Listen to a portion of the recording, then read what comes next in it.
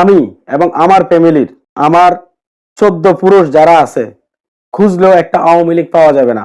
আমার জন্ম বিএনপি ফ্যামিলিতে, আমি বিএনপি করি, বিএনপির সঙ্গে আছি, বিএনপির সঙ্গে থাকব। মনিরুল হক চৌধুরী, মনির ভাইয়ের রাজনীতি করি, মনিরুল হক চৌধুরীর সাথে আছি, সাথে ছিলাম, সাথে থাকব। আমি মনিরুল হক চৌধুরীকে আমার আইডল হিসাবে আমি ওনাকে পছন্দ করি।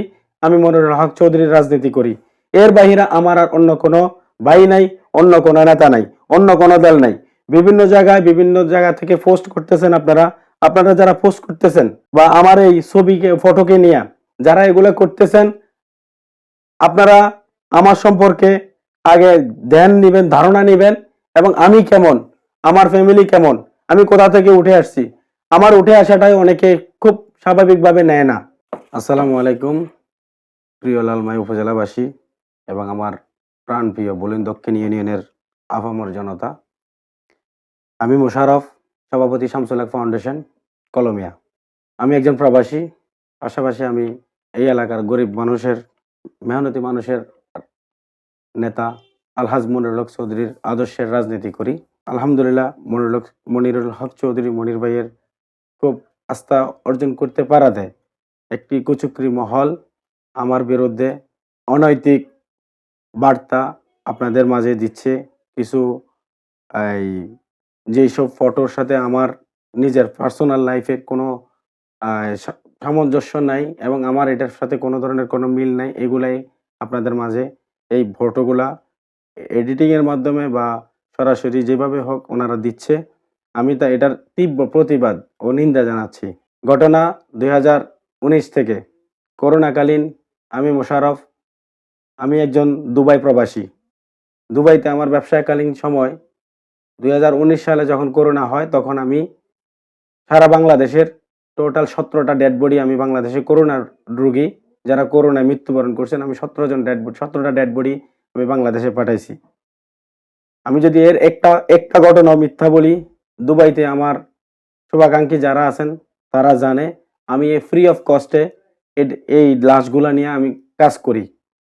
আমি এর বিনিময়ে কারো কাছ থেকে, কোনো লাশ থেকে আমি কোনোদিন বলতে পারবো না কারো কাছ থেকে আমি 1 টাকা নিছি। আমার একটা ফ্রেন্ড সার্কেল আছে, আমাদের ওখানে দুবাই নরমালি আমাদের একটা গ্রেটার কুমিল্লা নামের একটা সংগঠন আছে, সেটা হচ্ছে ব্রাহ্মণবাড়িয়া, কুমিল্লা এবং চাঁদপুর মিলাইয়া।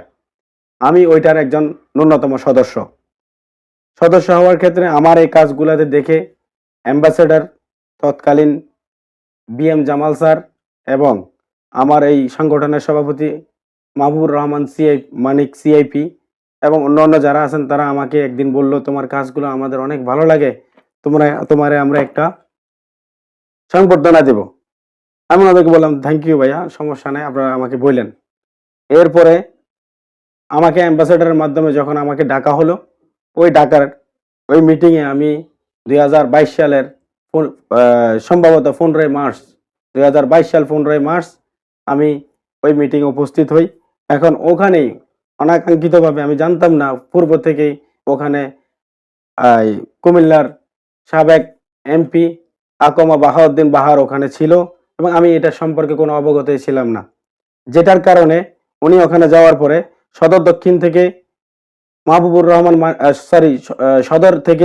মাহবুবুর রহমান মানিক সিআইপি এবং লালমাই উপজেলা থেকে আমি মোশাররফকে ওনাকে ফুলের টপ দিয়ে বরণ করার জন্য যখন কনসাল জেনারেল থেকে লেবার উইং এর যিনি আছেন উনি যখন আমাদেরকে রিকোয়েস্ট করলেন, তখন আমরা বাধ্য হই এই হল রুমের ভিতরে, হোটেলের লবি হল রুমের ভিতরে আমাদেরকে ওনাকে দিয়ে এই ফুলের তোড়া দিয়ে বরণ করার জন্য।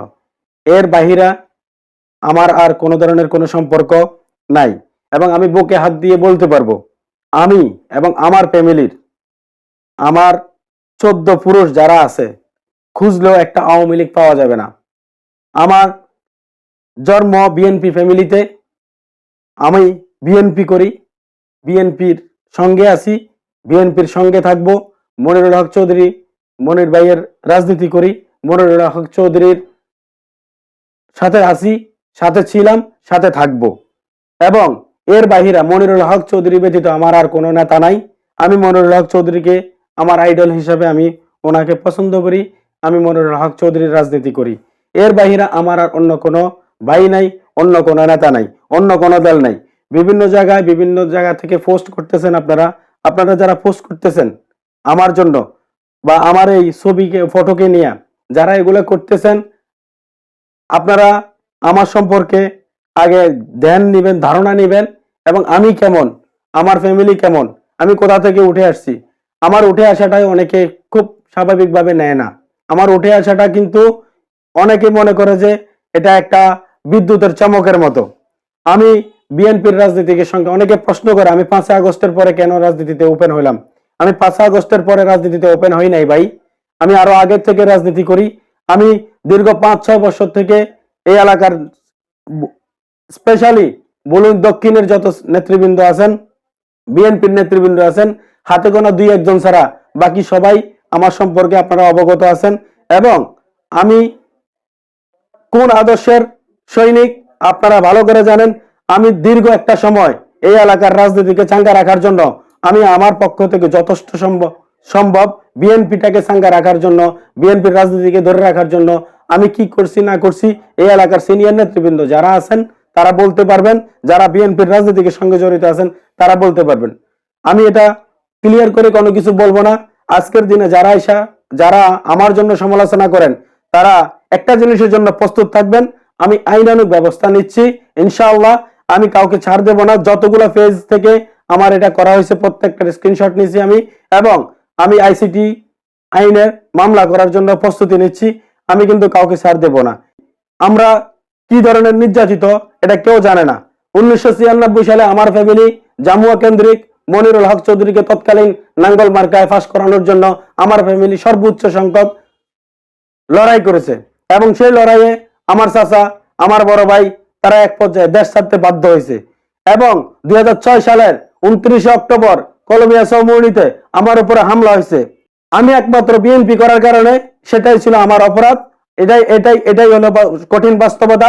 সেটারও উইটনেস আছে বিভিন্ন জায়গায়।